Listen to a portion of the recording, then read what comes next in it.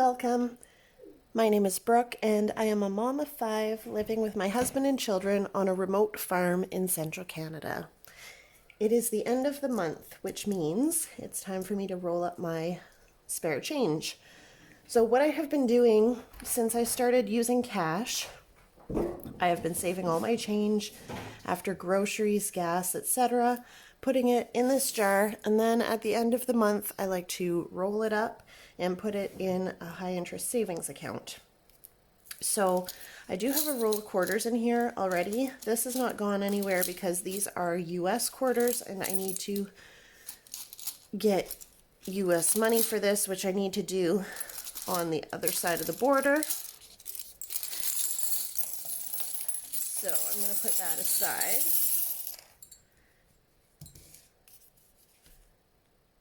All right.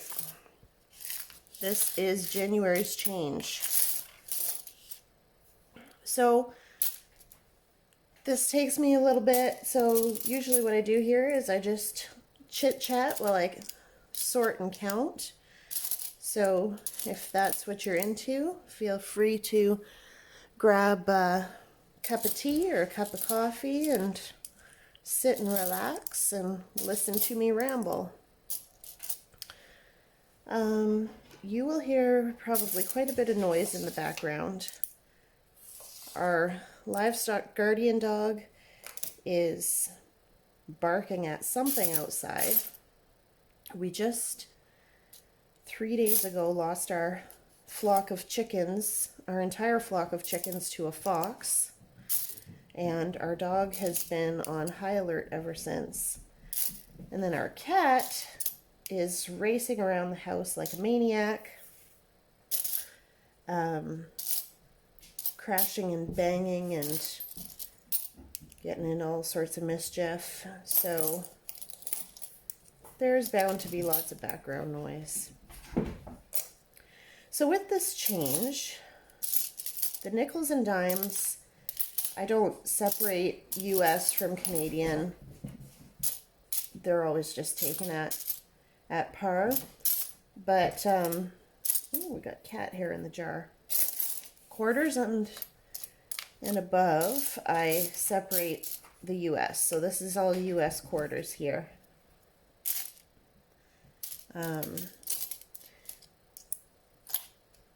Our bank here does not give exchange on coin, only on bills.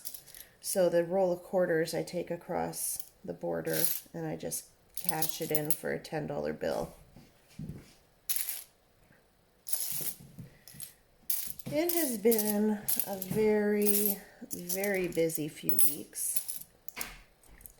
My youngest daughter is in theater, and that happens on the other side of the border. So for several months, every weeknight, we head across the border for theater, for rehearsal, and next week is show week. There's 4 shows. They're doing The Lion, the Witch, and the Wardrobe. So the last few rehearsals have been very late.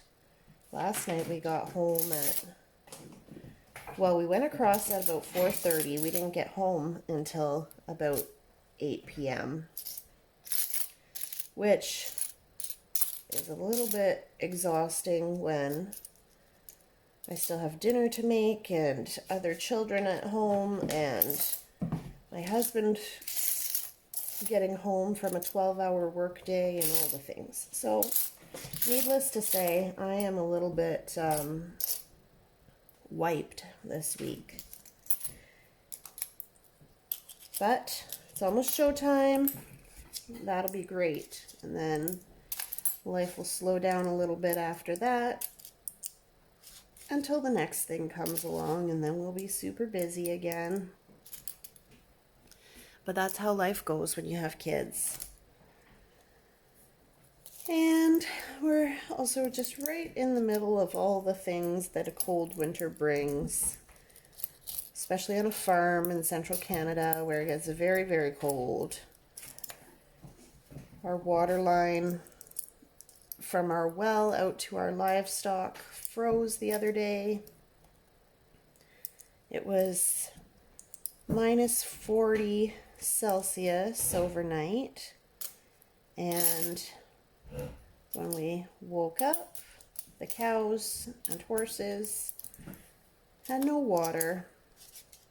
So my husband and our boys spent a long time working on that, got that all taken care of, got it thawed, got the water flowing, the animals situated, and then last night after a 12-hour work day, my husband went out to check, and lo and behold, the water was frozen again.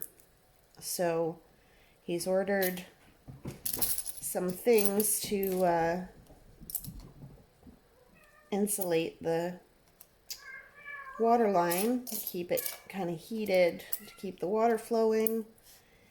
And now we just have to haul water by buckets out to the animals until those things come, and then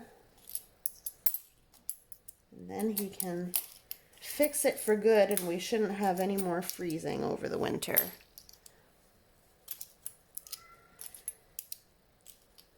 This time of year, right in the middle of the winter, is when I really start to question why on earth we ever decided to live on a farm in a place that regularly gets down to minus 40 through the winter.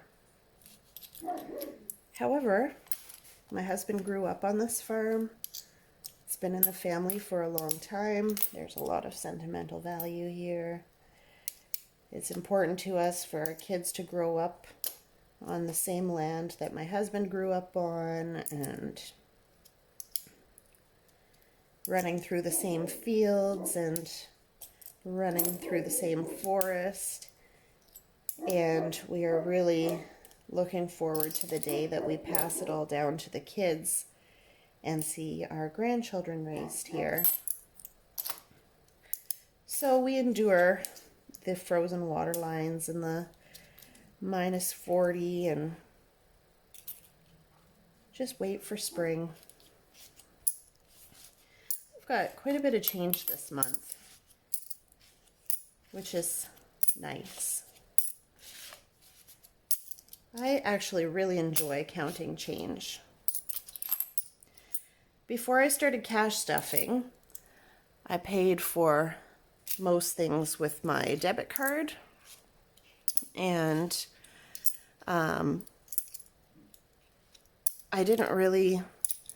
kind of loosely set a budget for myself, but I didn't really pay super close attention to my spending. So, for example, I would set a grocery budget for myself, but then once I was grocery shopping, if I went over the limit I spent for myself, oh well, I just justified it and tapped my card and didn't really pay attention. And we were always living paycheck to paycheck, but with cash stuffing, I don't bring my cards with me. I just bring my cash, and whatever is in my wallet is what I have to spend. And if I even think about going over budget, there's just actually not any more money in my wallet to spend. And I've been really, really diligent over the past year in really sticking to my grocery list and my meal plan and reducing my grocery expenses. And so when I have a month like this where I have a lot of rollover left in my wallet at the end of the week and a lot of change in my jar, I'm just pretty proud of myself, actually. Okay, everything is sorted. Let's start with the nickels, see how much we have here. Oh, and I did not grab a notepad to write my totals down on. Hold on one sec.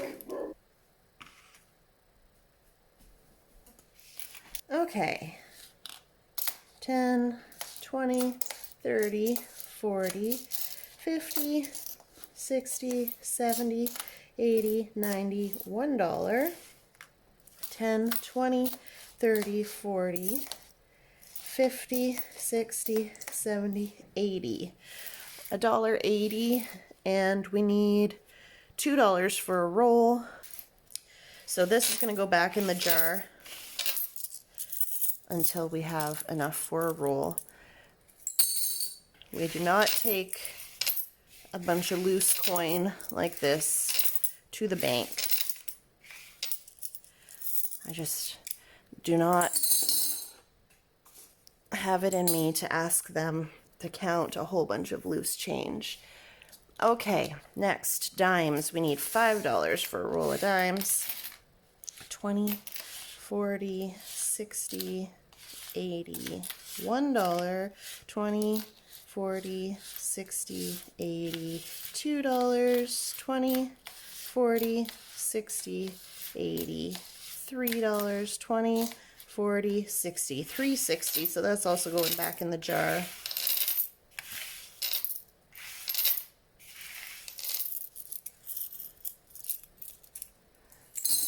We'll count that again next month. Okay, quarters, we need $10. So we have 51, 52, 53, 54, 55, 56, 57, 58, 59, 50, $10. So that's enough for a roll, and I do have one more quarter roller here.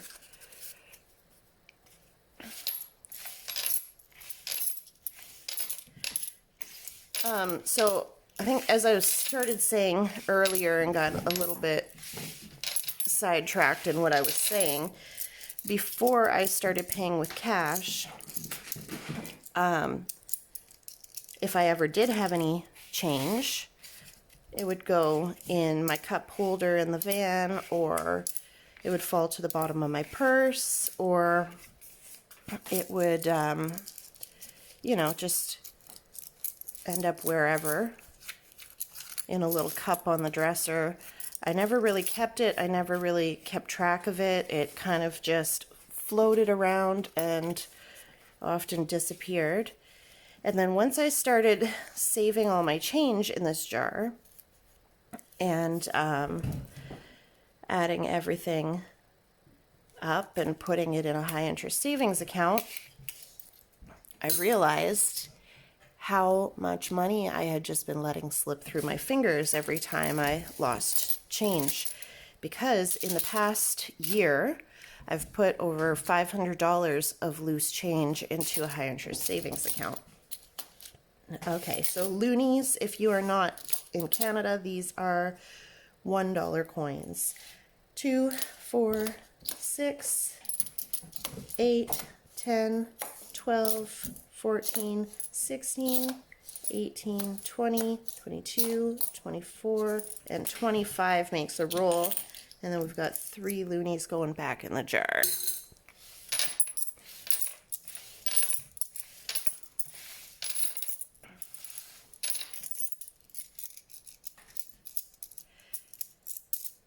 So if you do not currently save your change, I really highly encourage you to do so.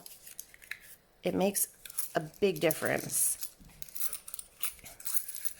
Like, that's money that I otherwise wouldn't have even noticed over the past year, but because I saved it and rolled it and banked it, it all added up. Okay, and last but not least, toonies. These are our $2 coins. We also need 25 of these to make a roll for $50. So, I don't think I have enough for a roll here. 2, 6, 8, 10, 12, 14. No, I don't have enough for a roll here, but these are a high enough denomination that I don't mind bringing them in loose to the bank. So let's see what we've got here. 2, 4, 6, 8, 10, 12, 14, 16, 18, 20, 22, 24, 26, 28.